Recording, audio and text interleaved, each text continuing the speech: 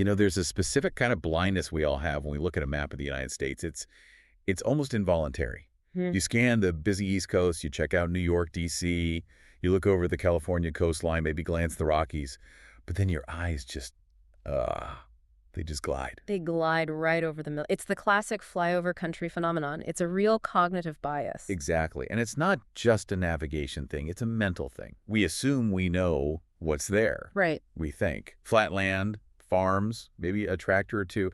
It just becomes this blur of green and brown. But today, we're going to challenge that drift. We are stopping the map scroll right in the center. Which brings us, inevitably, to Iowa. It does, and I'll be honest with you and with our listeners. When we pulled the source material for this deep dive, this specific profile text on the state, I was expecting, well, a very dry list of crop exports. A lecture on soybeans. I was ready for it. But that is not what we found. Not at all. I think the mission for today's deep dive is really to look at how a place, how it constructs its identity. Because as we went through this text, two very different versions of Iowa emerged. There's the Iowa of the soil, the physical reality of the place, and then there's the Iowa of the story, the legend they chose for themselves. And there's a twist in that legend that I genuinely did not see coming. We're going to get to the state's famous nickname in a bit, and I promise you it is not what you think it is. Oh, not at all. It has nothing to do with biology or birds or local wildlife. It's honestly one of the most fascinating branding choices in American history. It speaks volumes about the psychology of the people who settled there. So let's do it. Let's buckle up. We're doing a deep dive into the state of Iowa. But before we get to the literary twists and the safety stats, we have to start with the absolute basics. The name itself. The name itself. The text gives us the pronunciation A-S of though and places it squarely in the American Midwest. But where does the word come from? Well, this is the first layer of that identity we talked about. The source clarifies that Iowa isn't just a random assortment of vowels that sound nice together. Right. It's a derivation from the Iowa people, the Native American tribe that inhabited the land. It's interesting, isn't it? This is a pattern we see a lot in the U.S. Names like Dakota, Illinois, Massachusetts. Yeah. But it's worth pausing on. You have a modern political entity naming itself after the people who were there before the lines were drawn. It is. It's a heavy legacy, and one that the source text highlights right at the top. The Iowa were the indigenous stewards of that land. So by adopting the name, the state creates a linguistic echo.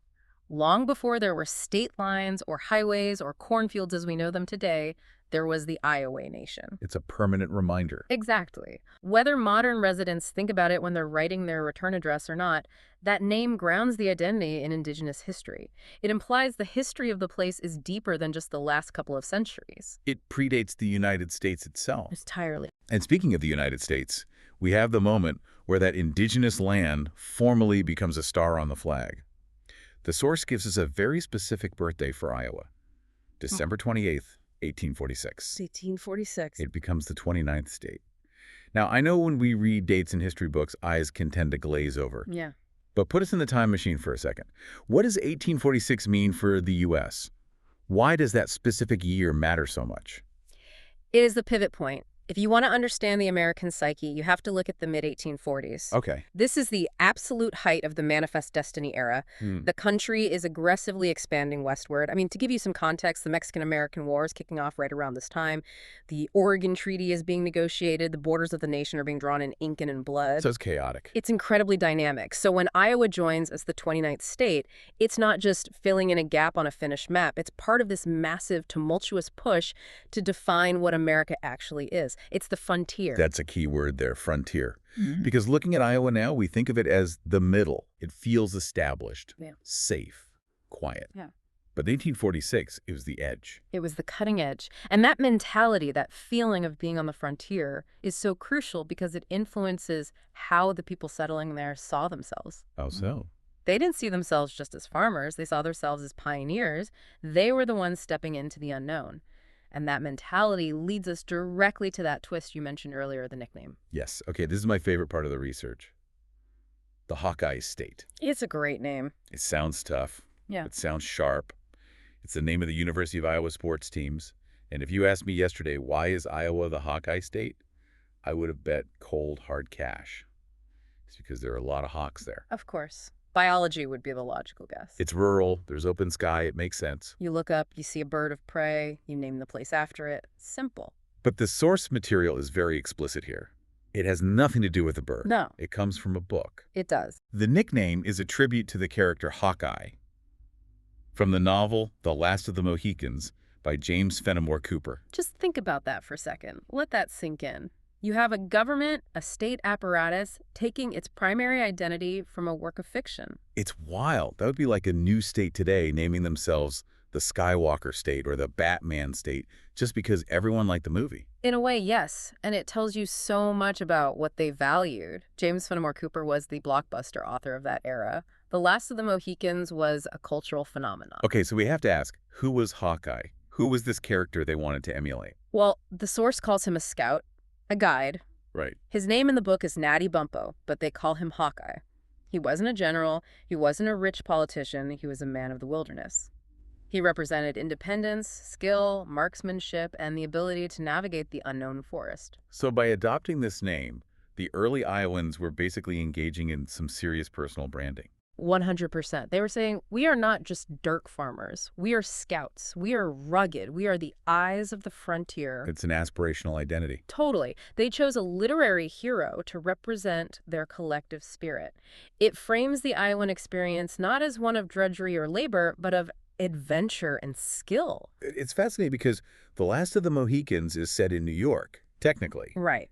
But the spirit of the book, that frontier friction, that rugged individualism, was moving west to Iowa in 1846. Precisely.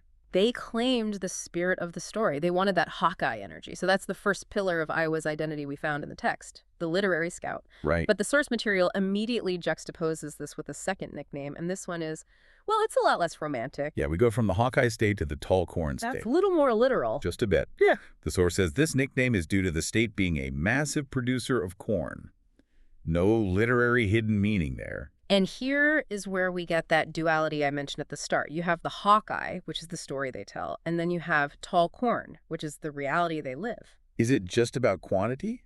Or is there something specific about the tall part? Why not just the corn state? Well, the adjective matters. Tall implies abundance. It implies vitality. If you've ever stood next to a stalk of healthy field corn in August in the Midwest, it's 7-8 feet high. It towers over you. It does. It creates a wall of green. Yeah. Being the tall corn state isn't just saying we grow stuff. It's saying we have the best soil on earth. It's saying things flourish here. It's an economic flex. It's absolutely an economic flex. It signals that the land is rich and the people are hardworking enough to coax that bounty out of it. So we have the romantic scout on one side and the pragmatic farmer on the other. Cultural aspiration versus agricultural output. And I think to really understand Iowa, or really that whole region of the country, you have to hold both of those concepts in your head at the same time. It's a place that values the rugged individual, the Hawkeye, but relies on the collective harvest, the corn. Exactly. And that balance plays out in the other facts provided in the source. Let's look at the hard numbers because they paint a picture of where Iowa fits into the larger U.S. puzzle. Right. And usually I glaze over rankings. Oh, we're number 42 at this, number 12 at that. But these specific numbers tell a very clear story. They do. What are they? Okay, so for area for land size, Iowa is ranked 26th in the U.S. 26th. Okay. And for population, it is ranked 30th. Wait, 26th and 30th? Yeah. So it's almost perfectly in the middle. It's incredibly average. It is. And I don't mean that as an insult. I mean it statistically. It's the Goldilocks state. Exactly. It's not Alaska huge, but it's not Rhode Island tiny. It's not New York crowded, but it's not Wyoming empty. It sits almost perfectly in the middle of the bell curve of the American experience. Which explains why, historically, it's often seen as a political bellwether. You always hear about the Iowa caucuses. Yeah. If you want to know what the average American is thinking, you go to the place that is statistically the most representative. Precisely. It's a representative slice. It validates that idea of the heartland. It's the center of gravity. Speaking of centers of gravity, the source zooms in on one city specifically, Des Moines. The capital. The text notes that Des Moines is both the capital and the largest city. Now, that's not always true in the U.S. Not at all. You have states like New York, where the capital is Albany, a smaller administrative city, but the power is in NYC. Or California, Sacramento versus LA. Right, or Florida with Tallahassee versus Miami. It's actually quite common for the political capital to be separated from the economic hub. But in Iowa, you have this centralized model. Everything is in one basket. In a sense, yes, political power, population density, and economic drivers are concentrated in the same hub. Des Moines acts as a true anchor. And what does that do for a state's dynamic? It creates a very strong focal point. Des Moines becomes the center for everything: culture, law, business, insurance, government. It unifies the identity a bit more than states that have competing power centers. It creates a hub-and-spoke feeling. All roads lead to Des Moines. Okay, so we have this middle-of-the-pack state, anchored by Des Moines, projecting this rugged Hawkeye image while growing tall corn. It sounds stable. But there's one more data point in the text that I think is crucial for the listener, especially if they're thinking, okay, that's nice history, but what is it like to actually live there right now? The livability factor. Yes. The source explicitly states that Iowa is named one of the safest states to live in. That is a huge metric, and it's one that changes how you experience a place daily. So why is it so safe? Does the text explain, or can we infer that from the other data points? The text simply states the fact, but if we connect the dots we've already laid out, the picture becomes clear. Look at the structure. You have a moderate population density, rank 30. You don't have the massive, chaotic urban sprawl and the anonymity that comes with megacities. Right. In a huge city, you're anonymous. In a smaller state, people know you. Exactly. But you also don't have total isolation. And you have this agricultural heritage, the tall corn economy. Farming, by its nature, requires community. You have to rely on your neighbors. If the combine breaks down during harvest, who helps? The neighbor. If there's a fire, the volunteer fire department made up of neighbors. So that Hawkeye Scout mentality of looking out for things creates a high-trust society. Exactly. High social trust usually correlates with high safety. When you combine economic stability, a community-focused culture, and a manageable population size, the output is safety. It's not just a statistic on a police report, it's a vibe. Right. It's the feeling of being able to leave your door unlocked. Yes, that's it. It really rounds out the profile. If you only looked at the tall corn nickname, you might think it's just empty fields. If you only looked at Hawkeye, you might think it's wild and dangerous. But the safety ranking implies a strong social fabric woven through those fields. It presents a very cohesive package. It's stable, it's productive, and it has a bit of a literary soul. I want to circle back to something you said at the very beginning about the flyover country dismissal. After unpacking this text, that feels like such a mistake. It really is. It's a failure of curiosity. Because when you zoom in, even just on this one profile text, you find these deep layers of meaning.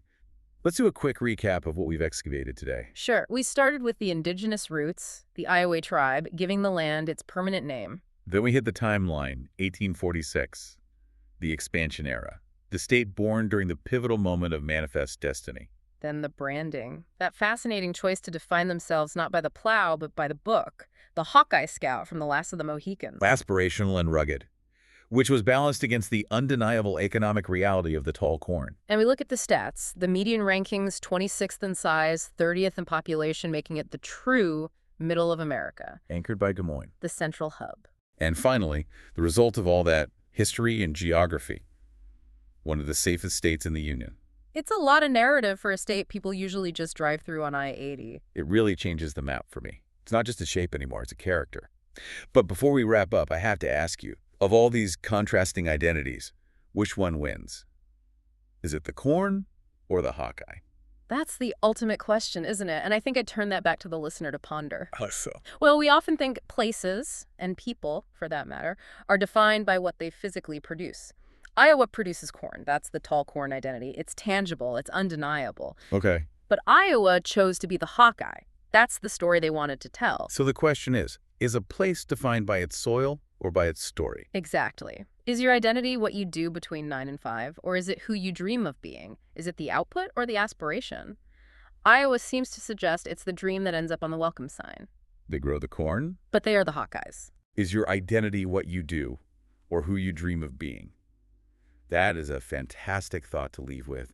Next time you see the license plate or look at a map or even look at your own hometown, ask yourself, what's the story this place is trying to tell me? Always look for the story behind the stats. Thank you all for joining us on this deep dive into Iowa. It's been a pleasure unpacking this with you. Stay curious and we'll see you on the next one.